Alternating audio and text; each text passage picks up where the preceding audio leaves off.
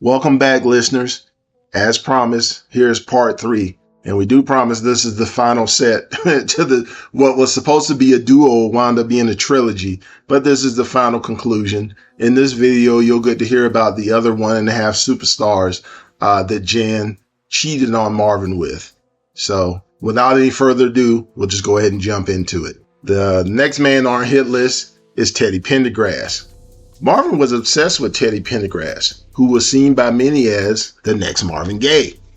While Teddy was seen as a star on the rise, Marvin was seen as a fading star. While Teddy had Closed the Door and Only You as current hits, Marvin had only the commercial failure Here My Dear to speak for him. Marvin was angry that fans thought that Teddy was a sex symbol. "Teddy thinks I'm weak," Marvin said to Jan, "and that means he'll be coming after you." He even released a song aimed at Teddy called Ego Tripping Out. The song received little airplay, which further damaged Marvin's self-image. While the song was meant to ridicule Teddy, Jan felt that the song was really about Marvin and his own struggle with his ego. During this time, Gaye fell into a deep depression. One day after he'd been drinking mushroom tea, eating mushrooms, and topping all that off with cocaine, he went on a bad trip. He started bringing up old stuff, and his eyes were filled with hatred. He grabbed the kitchen knife and put it to Jan's throat. "I've loved you too much," he told her. "This love is killing me. I beg you to provoke me. Provoke me right now, so I can take both of us out of our misery." Jan, scared that he was going to kill her, was too terrified to say a word. Luckily, his rage subsided. He took the knife from her throat. After this, she left Marvin, took the kids, and went to stay with her mother. While staying with her mom, she got a call from Teddy Pendergrass. Teddy wanted to see her. She'd met Teddy before, and she found him to be rough around the edges, but charming nonetheless. She felt that his self-confidence made him sexy. He also had large amounts of cocaine, which didn't hurt either. She was excited to see Teddy, and he helped her to forget all the pain that Marvin had inflicted on her. And anyway, Teddy had his choice of just about any woman in the whole world, and he chosen her. That made her feel good about herself again. She thought about how much pain Marvin would be in when he found out that she and Teddy were together. Then she remembered that Marvin himself had predicted that Teddy would replace Frankie Beverly as her lover. She got ready to go see Teddy in his hotel room, determined not to give it up on the first date. On the way to Teddy's room, she passed a woman who had obviously just come from Teddy's room. She didn't say anything to her, though. When she got there, Teddy was high on coke. She asked him about the woman in the hallway, who turned out to be LaToya Jackson. He told her that they were old friends, but he was unapologetic about her having been there. According to Jan, she had Teddy charmed in no time flat. On top of that, he couldn't take his eyes off her.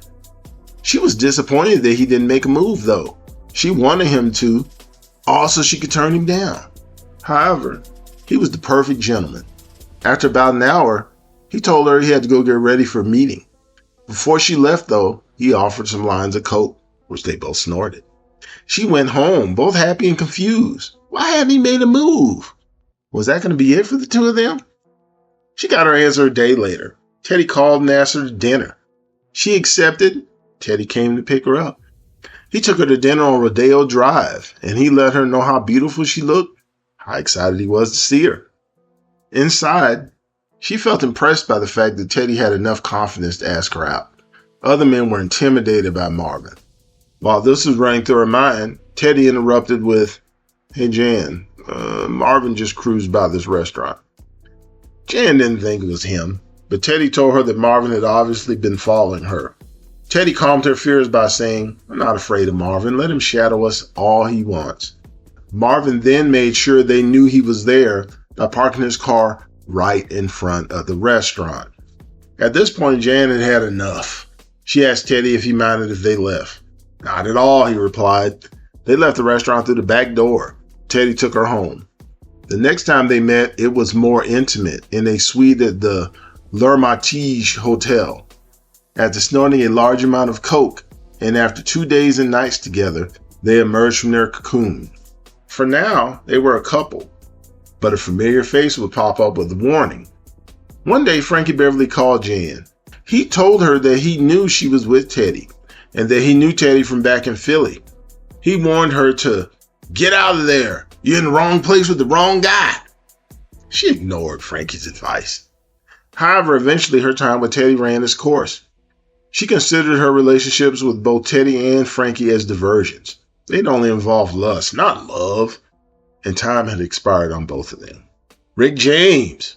Rick James first met Jan when in the studio with Marvin. He was attracted to her, but he wasn't going to make a move while he thought they were together. However, once he found out they were living in separate homes, he decided to invite her to one of his concerts.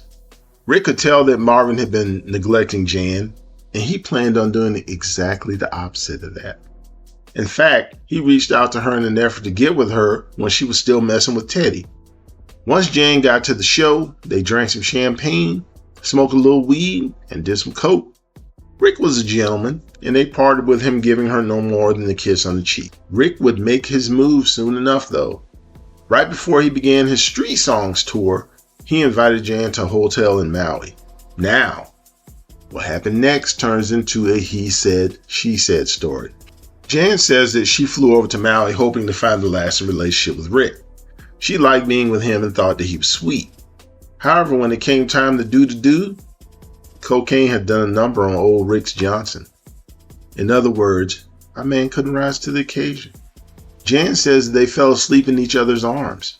After all, friendship was more important than sex. She went on to say that they remained close friends and nothing more. Rick, however, tells a different story. He says that he and Jan became lovers, but ultimately, he told her to go back to Marvin. Whose story do you believe? We believe Jan's version of the story, which is why Rick gets to be the 0.5 or half a superstar we were talking about. After all, he tried to cheat with her. He just didn't get to close the deal. However, later, he invited her to meet him in Buffalo, New York. When she got there, she appeared shaken. She told Rick that she'd received flowers from Marvin right before she got on the plane. The flowers had a note that said, "Have a good time." Marvin was not supposed to know about Jan going to see Rick, but somehow he found out. Shortly after she'd gotten there, Marvin called and talked to Rick. He asked Rick why his wife was there visiting him, and Rick said it was because they were friends. He then spoke to Jan for a long time. After the call, Jan got right back on the plane and flew back to LA. Later, Rick would hire Jan to work for him on his Mary Jane production staff, even though she was supposed to be a secretary and a planner. However, all she really wound up doing was picking up and delivering Rick's drugs for him. Being an addict herself, this was right up her alley, as Rick didn't mind it if she skimmed some off the top. Eventually, though, Rick would work to get himself off drugs. During a period when he was clean, he'd help Jan get off drugs too. One day she came to visit him, and she was obviously messed up.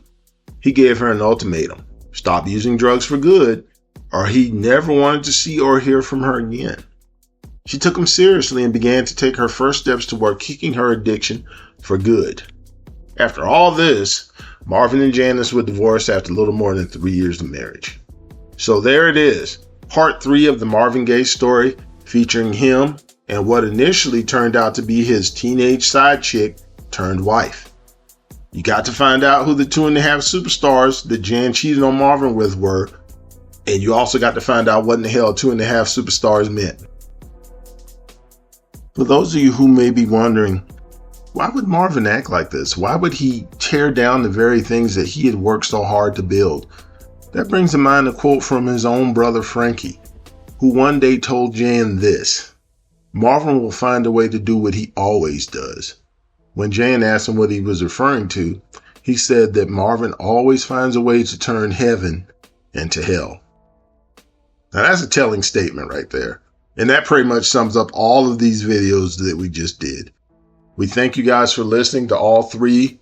Initially, it was supposed to only be 2, but there was so much information, it was just easier to make 3 videos. But we eventually got it all in. We hope that you enjoyed it. As always, we appreciate you taking the time to listen and to watch. Please like and subscribe. Please share it with your friends. Be sure to hit that notification bell. And as always, don't be afraid to come back and check out old videos and also to see if we have anything new that you may have missed. Thanks for your time. Thanks for watching and listening, and see you soon.